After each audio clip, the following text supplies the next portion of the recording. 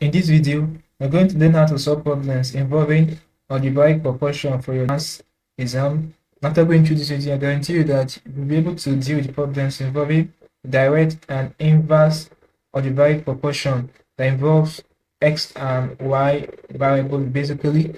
Okay, so ensure you stay to the very end of this video because this kind of inverse and direct proportion problems is very important for your maths. So having known this, let's go into the details of the video. As usual, I'll give you guys a practice math question at the end of the video to test your knowledge on this topic.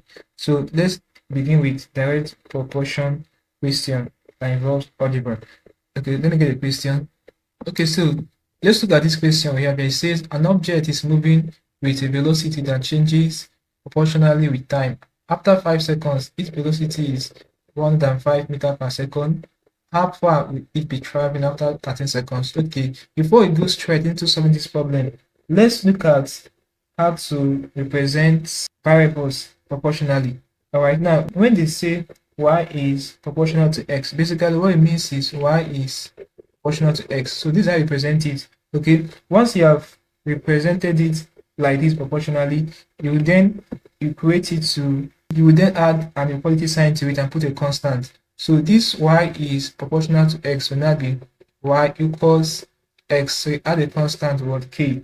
This is for direct and inverse proportion involving algebra. All right.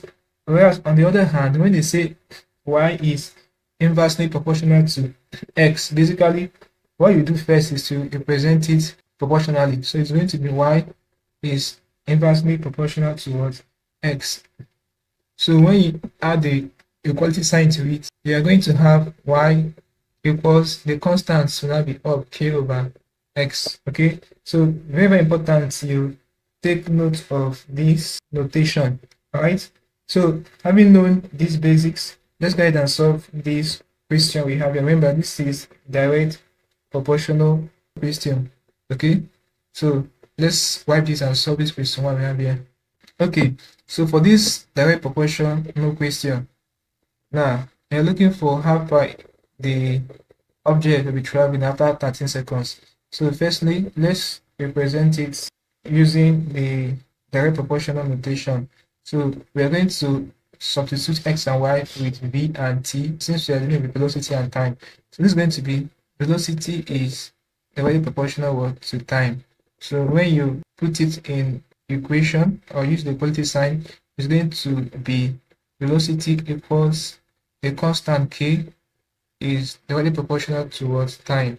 All right, now let's get a constant. Very important.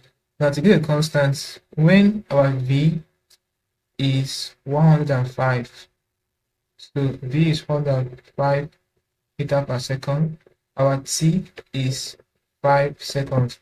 So when you substitute it in this proportional equation we have here, direct proportional equation we have, we're going to have 105 equals k times 5. Divide both side by 5. All right, so 105 divided by 5, so we're going to have it be 21. Okay, so we have 21. That's the constant k. Okay, now to now find how far the object will be traveling after 13 seconds. Since we now have the constant k, basically what we're going to do now is we're now looking for v. Okay, the velocity which we be moving after 13 seconds. Okay, so the v will now be our time. This time I want now will be 13 seconds. Okay, so since we know our k constant will now be 21 times our time the object be traveling. So it's now be 21 times 13. So when you punch it on a calculator, it's going to give 273 meters per second. Okay, so that will be the outputs. The objects will be moving at 273 meters per second. Will be moving at this velocity when traveling after 13 seconds. Okay, so that's the answer to this question. And let's wipe this and look at problem involving inverse proportionality. Okay guys, now let's look at this question. It says p is inversely proportional to the square of q when p equals 3, q is 4. Find an equation for p in terms of q and find the exact value of Q when P is 8. Okay, feel free to pause this video and see if you can attempt this. Okay, let's do it together. Now, we're asked to find the equation for P in terms of Q. Firstly, let's express this using the inverse proportional notation. Alright, so it's going to be P is inversely proportional to square of Q. Okay, now when you add the equality sign, it's going to be P equals 1 over square of Q. Okay, now this 1 will not change to K. Okay, now to get a constant K, we are going to impute the values when P is 3 and Q is 4. So when you do, you're going to have 3 equals K over square of 4. Alright, so this is something as 3 equals K over 16. Okay, so you cross multiply. K would be 16 times 3. You give us what? 48. Alright, so that means the equation for P in terms of Q will now be P equals 48 over Q square. Okay, so that will be the equation. Now we have to find the exact value of Q when P is 8. Okay, so to do this, it's very straightforward. All you have to do now will be our P is 8. Okay, and we are looking for Q. Alright, so we have 48 over Q square. So when we cross multiply, we're going to have 8Q square equals 48. Alright, divide both sides by 8. Alright, so 48 divided by 8 is going to give us 6. Alright, so we have Q square equals 6. To make Q the subject formula, you square root both sides. Alright, that means our Q will now be square root of 6.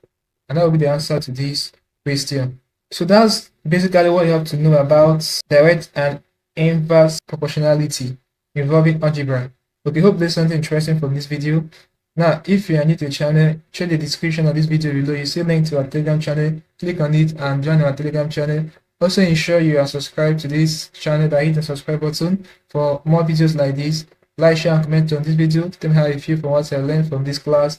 If you seem to have any specific question to ask regarding this topic under direct and inverse proportionality involving algebra, feel free to leave your question at the comment section below and I'll be sure to give you a response.